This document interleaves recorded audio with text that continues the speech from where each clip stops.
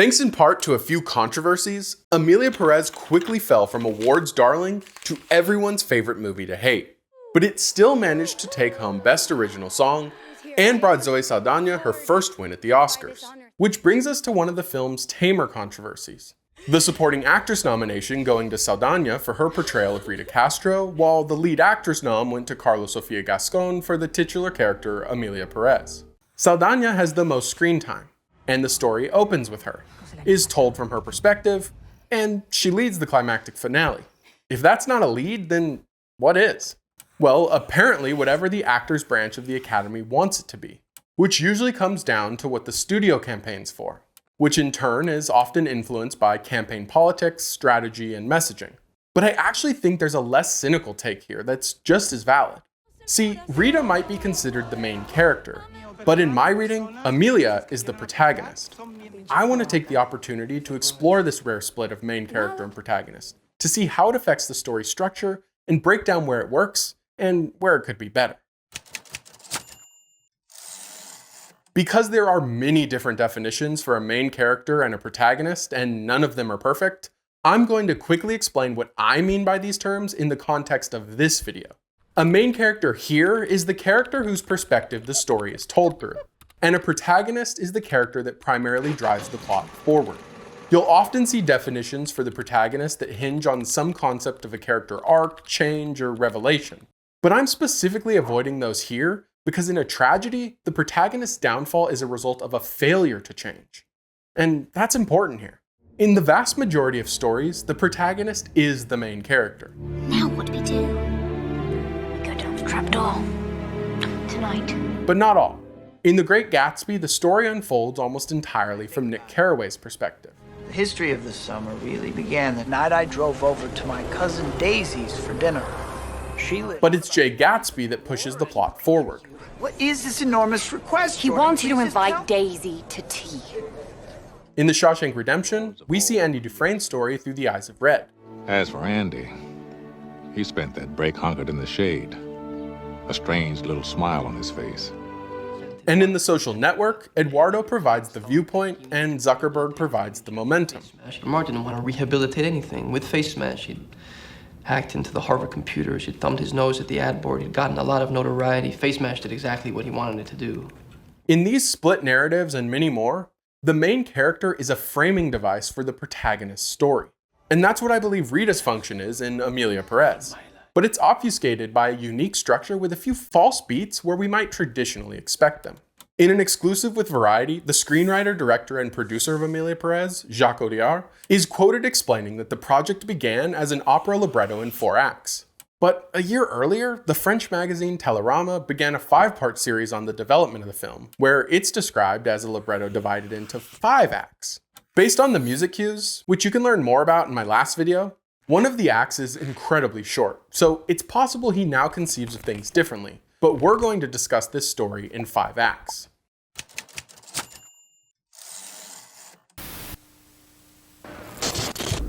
This is the act that makes it seem like Rita will be the protagonist. We set up her world working in criminal defense, where she's unfulfilled and unappreciated. She mouths the words of her closing argument. Pido pura y simplemente la liberación de mi cliente. El señor Gabriel Mendoza. Qué pendejada esta. Then she receives a call, an opportunity to change her fate. Quiere volverse muy rica. Tengo una propuesta para usted. Seemingly, the inciting incident. She ultimately accepts a secret job to help a dangerous cartel leader transition into living as a woman. Rita looks at the sheet, numbers with lots of zeros. A beat. It's her point of no return. She's thrust into a new world where money is no obstacle. Espere, ¿quiere realmente que le encuentre uno en primera clase? Sí. But mistakes are deadly. ¿Crees que te pago para que le hagas a la mamada en primera clase? ¿Eh? And it culminates in a battle of words, a debate to convince a surgeon to take on the case. Instead of having plastic surgery, you better change his mind. And that's pretty much her whole story, which isn't really a problem. We spend the first act of The Great Gatsby with Nick Carraway, but after he sets up tea with Daisy, he also mostly just hangs around to be our perspective into the story. But Nick has a much better reason to be involved in Gatsby's narrative. He's Daisy's cousin, which means he's Gatsby's connection to her. Was it right to bring my cousin Daisy, a married woman, together with a man I hardly knew? Much in the same way Andy needs Red to get him smuggled goods. I understand you're a man that knows how to get things. And Zuckerberg needs Eduardo for his initial funding. 70 for me, 30 for you for putting up the $1,000 and for handling everything on the business end. Your CFO. And you said? But why was Rita chosen? She's not a fixer. She instead seems to be some sort of associate attorney that Manitas would have no reason to know was actually behind the win in her court case. How did you know that? A case which has nothing to do with transitioning or faking a death or has any real connection to Manitas' situation beyond her working on the side of a client accused of violence. Es un caso de violencia. It's easy to see why she takes the job. ¿Que me arriesgo? A volverse rica. But not why Manitas offers it to her. Pues yo soy abogada, señor Del Monte. Yo no soy cirujana. If you find yourself in the same position, wondering if a character is the right choice for a particular situation in your story, I'd encourage you to take a step back and start by considering what skills or background would help suit your character to the needs of the situation. Manitas needs to fake their death, flee the country, and get gender-affirming surgery in complete secrecy. What would a person who could help with those things actually look like? Well, one option might be a lawyer that works for a transgender law center or support organization. Unfortunately, Mexico is one of the most dangerous countries for trans people. So it would make sense that someone from an organization like this would have some experience getting people safe access to gender-affirming care. Some of that care might even be safest in another country entirely. And confidentiality would be paramount to this sort of operation. Such a setup might also make Rita's choices a lot more interesting, because she'd have to weigh the cost of leaving an organization that actually does good in the world to go help a cartel leader. Maybe she's disillusioned with her work at the org and takes the offer for selfish reasons.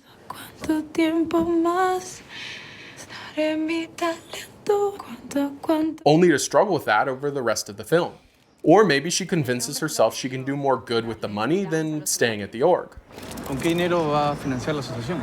Con el mío, pero todas las personas generosas que quieran aportar son bienvenidas. Muchas gracias. Les daremos toda la información. In my opinion, there are just so many more intriguing options than I already work in a corrupt system and am underappreciated. Estoy contenta, sí, un mal sabor en la boca, pero... So I might as well continue working for corrupt people and get rich.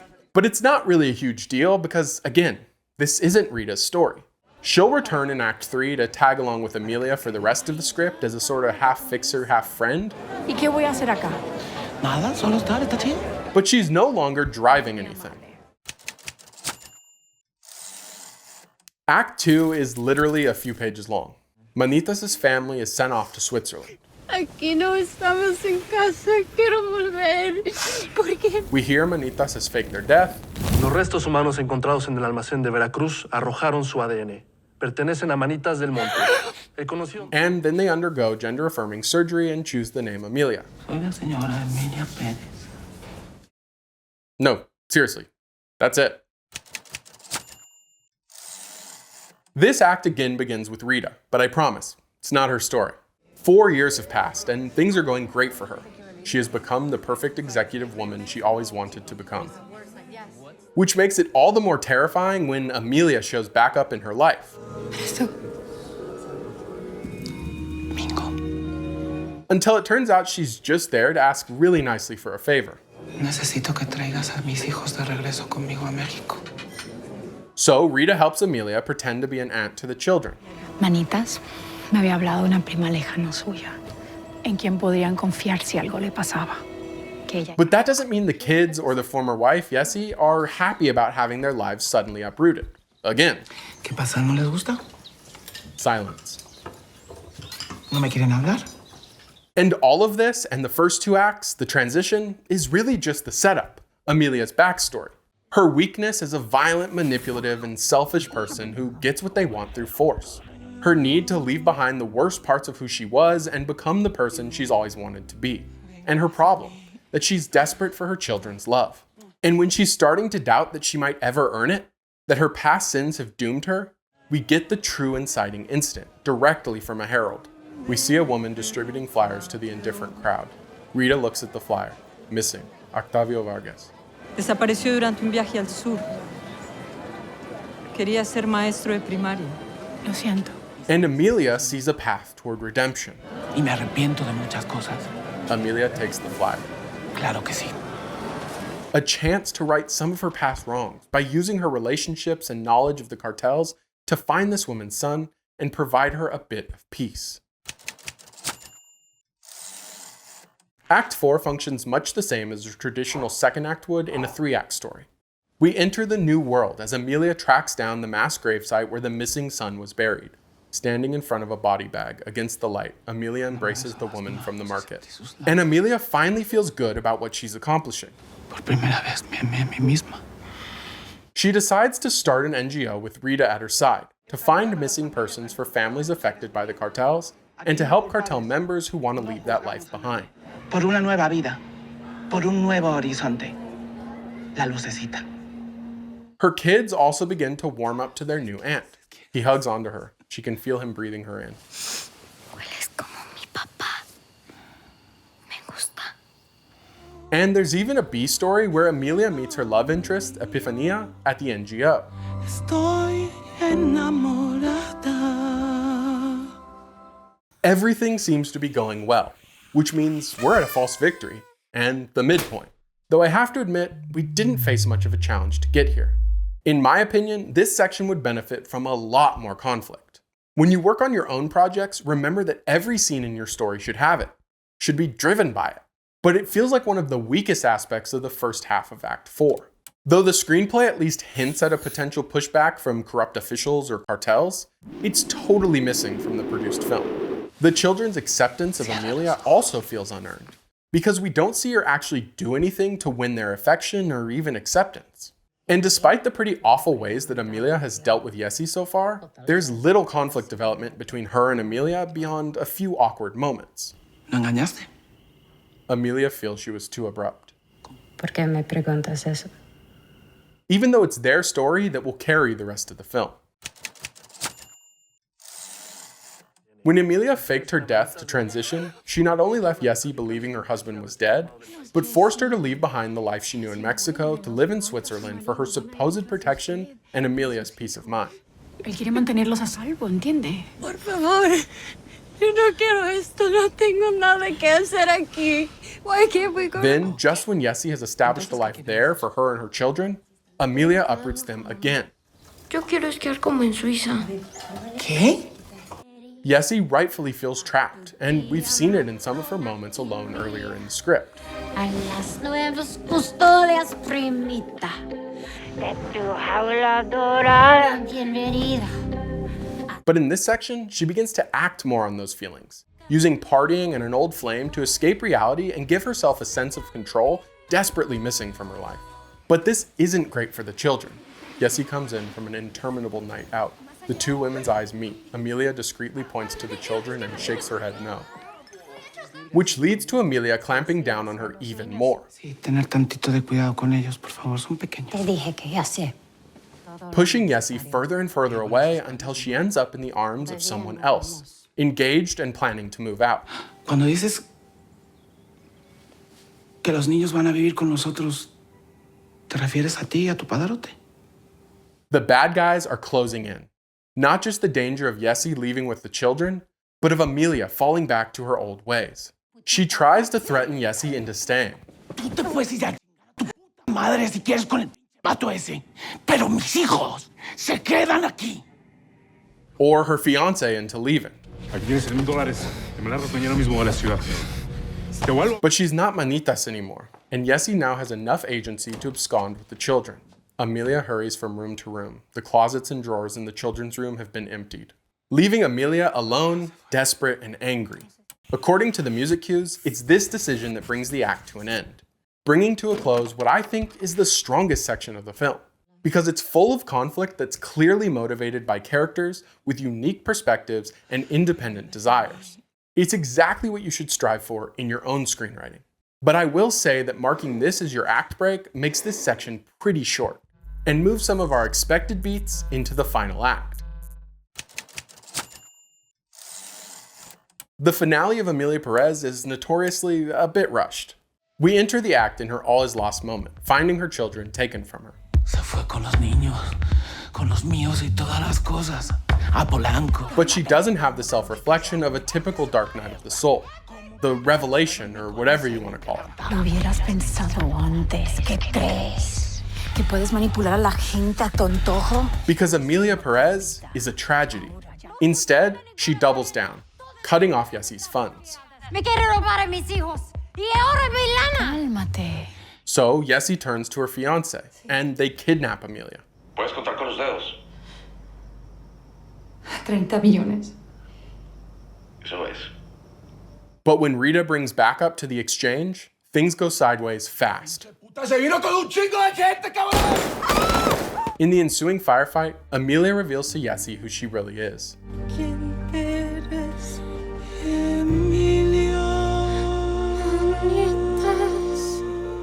As Yessi and her fiancé flee the scene with Emilia in the trunk, the reality of the situation begins to set in.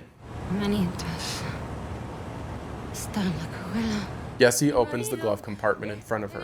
She grabs a gun, aims it at Gustavo. And after a short tussle, suddenly the car swerves and flies down the embankment.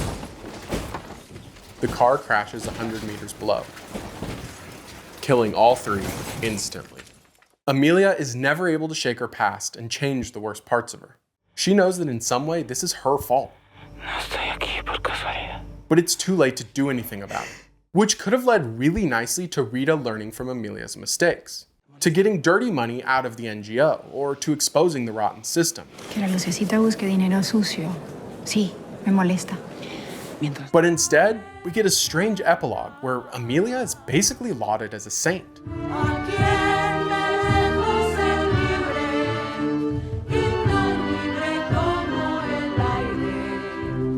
We're talking about a violent cartel leader who caused countless amounts of suffering before abandoning her family, forcing them to uproot their lives not once, but twice at her whim, then continued to act with violence in an attempt to keep her former wife from moving on with her own life.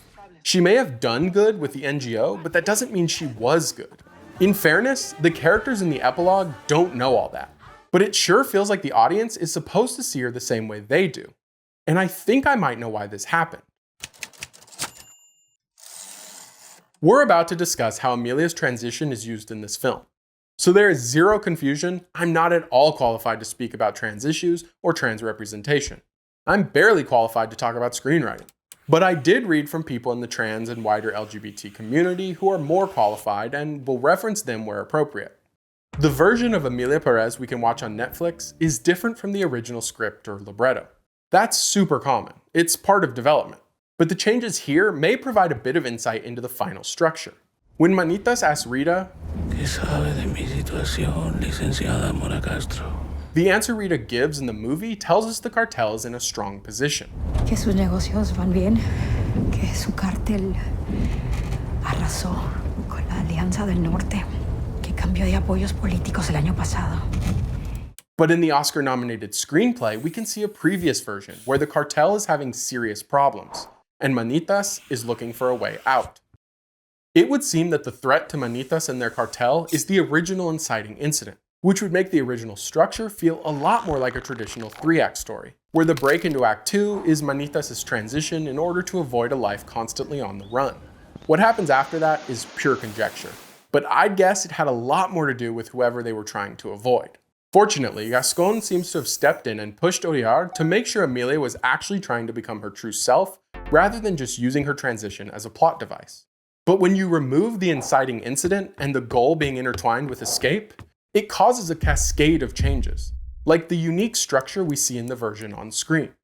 A version that seems well intended to uplift a normally marginalized character, but can sometimes feel like a performative gesture, like in the epilogue. One that treats the act of transitioning as a moral decision worth celebrating unto itself, rather than treating the character as a whole complex person, like someone who should actually be accountable for their actions. And even if you don't find that offensive or reductive, it still undermines the narrative and theme. But I don't want you to think that I'm just here to bash the script or tell you what not to do. The point of breaking all this down is to apply the lessons to our own writing. To be clear, writing marginalized characters into our stories is good. Representation is important. You just need to make sure the characters are fully developed and never reduce them to stereotypes or whatever condition has left them marginalized. Hopefully that means consulting those same communities during development. But a good starting point is to check out the super helpful fact sheet library from the Think Tank for Inclusion and Equity, all designed to guide storytellers away from harmful stereotypes and call in more inclusive, authentic narratives. We should also all probably be bigger risk takers, unafraid to explore non-traditional structures and roles like Odiar did here.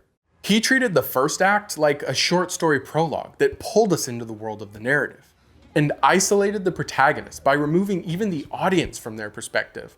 He changed pacing and the number and function of acts, and brought in surrealism while juxtaposing the whimsy of musicals with the gritty world of violent cartels. Say what you will about Emilia Perez, but the one thing you have to admit is that it's bold in its execution. From the details of the narrative description, all the way to the unusual structure. If you're interested in learning more about story structure, I've actually got a whole playlist right here that's still being added to with some of the most common approaches and obscure paradigms to draw from for your next screenplay.